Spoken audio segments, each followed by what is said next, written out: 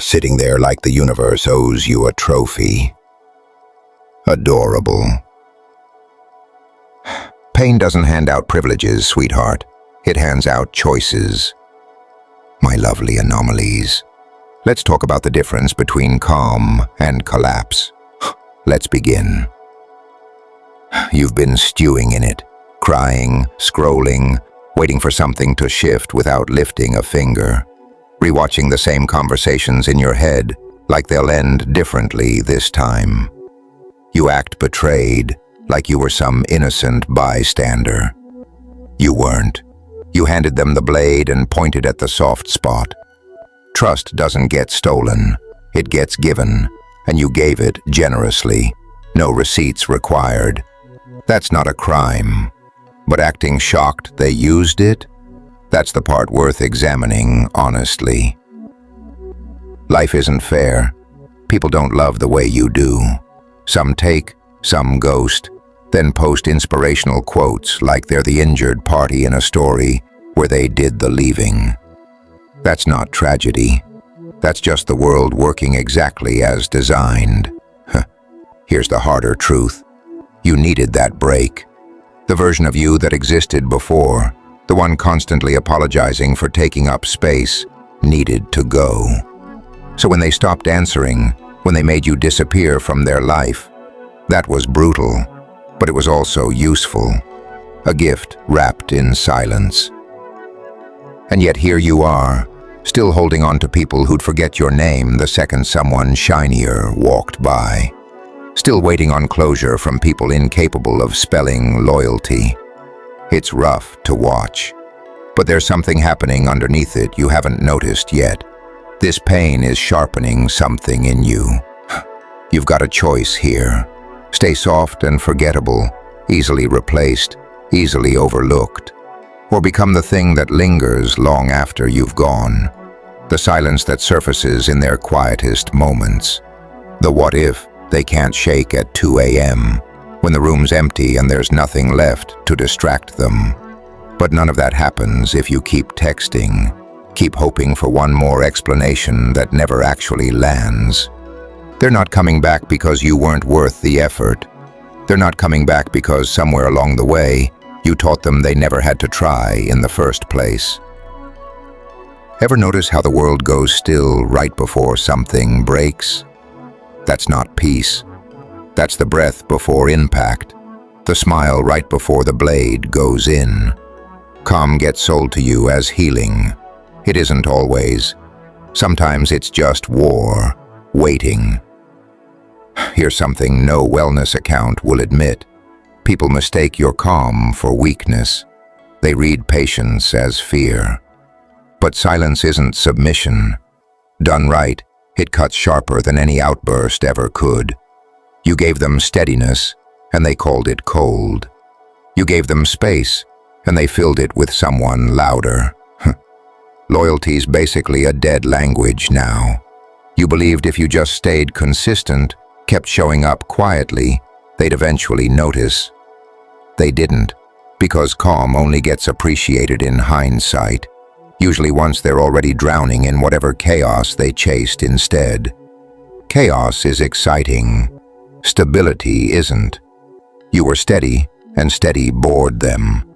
Calm got you overlooked. Here's something that'll sting a little more. The quietest hearts break the hardest, and there's rarely anyone around to actually witness it happening. They weren't really scared of your anger. Anger's manageable, predictable even.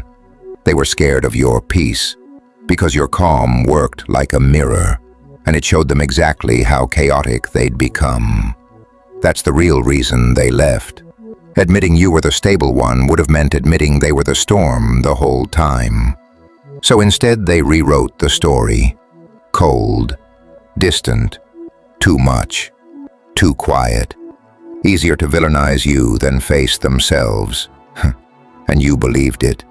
Started thinking something was broken in you because you didn't perform your pain loud enough for their sympathy. They wanted fire and drama. You wanted something real. But offering someone real peace is risky. The second they get bored of it, They'll chase chaos elsewhere and leave you standing in the quiet you built to protect them. So here you are, in the wreckage, quiet, alone, calm, for maybe the first time in a while. That calm feels like punishment right now.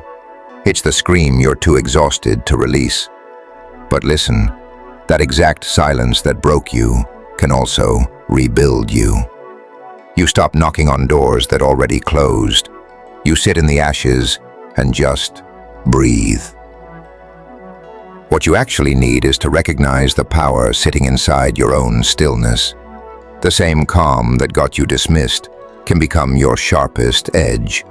Because genuinely calm people are the most dangerous ones in any room. They watch, they absorb, they wait.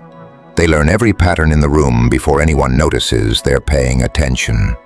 And when they finally move, there's no announcement, no dramatic exit speech, no public unraveling. They just vanish. And suddenly the silence they used to mock becomes deafening in their own head. Real calm isn't passivity. It's controlling yourself while everything else falls apart. Strength was never the yelling. Strength is walking away while holding back a storm you could have unleashed. You could have destroyed people with the truth and chose silence instead. That's not weakness. That's discipline. Even if discipline left you sitting here with no applause for it. In a world addicted to performance, depth simply doesn't trend. You were a mirror in a room full of people desperate to avoid their own reflection. They were clowns, and clowns hate mirrors. Mirrors ruin the whole show. But eventually, once the act gets old, and the audience wanders off looking for the next thing, they'll remember the mirror. They'll crawl back, not out of love, out of a slow recognition of what you actually offered them all along. Peace, safety, honesty. By then you'll already be somewhere else entirely, rebuilt. You were never boring. You were never the problem. You were just rare. And rare unsettles people, because it reflects everything they aren't. Your silence was always louder than their noise. You just hadn't started using it yet. So stay calm, not for them, for you. Because when everyone else is shouting, the last one speaking usually wins. When they ask why you went quiet, why you stopped chasing, just tilt your head and let the silence answer for you. Calm is the art of refusing to react in a world addicted to spectacle. It's the kind of comeback nobody sees arriving. Funny thing, when you were loud, begging, explaining, they tuned you out completely. The second you actually went silent, they started paying attention. Not from understanding, from fear. People are scared of what they can't read. Anger's simple. Sadness is obvious. Calm is unreadable. And unreadable means the storm already passed through you, and there's nothing left to prove. You didn't give up. You woke up. Stopped pouring energy into people who preferred the dark. Stopped explaining yourself to people who'd already written their version of you and sold it as fact. Now they sit with their own version of the story, chewing on regret, wondering exactly when your silence turned permanent. Real calm demands respect, not attention. It's not doing nothing. It's the conscious decision not to unleash the destruction you're fully capable of. Silence doesn't mean you stopped fighting. It means you already won the fight that mattered, the one inside yourself. You were never built to shrink into their chaos. You were built to rise above it. And that's exactly what they couldn't forgive. You didn't beg to stay. You just stepped back quietly. And that unsettled them more than any argument could have. Because the calm ones always leave without warning shots. They mistook your calm for comfort. It was never comfort. It's weight. Carrying your own damage without spilling it onto anyone else. It means you saw chaos up close and still refused to become it. That's why they left. Not because you were dull, but because you were more than they could hold. So here you are now, tired but sharper, quieter but stronger. Nobody will ever fully know what it cost you to hold it all together, and you don't need them to. Your silence is your own story now, one only the people who earn your peace ever get to read. Next time someone says you've changed, smile. You did. You went from bleeding out in public to healing in private. From being everyone's safe place to finally becoming your own. That's what calm actually is. Not stillness, but standing upright without needing a stage. You walked through it and refused to scream. That's not weakness. That's evolution. One day, once they've burned through every good thing they touch, they'll think of you again. Not as the weak one, but as the one who saw everything, said nothing, and walked away without torching a single bridge behind them.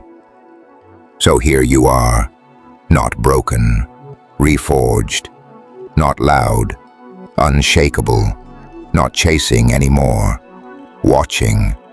You became the exact thing they feared, simply by needing nothing from them and staying unbothered while they drowned in the noise they built themselves.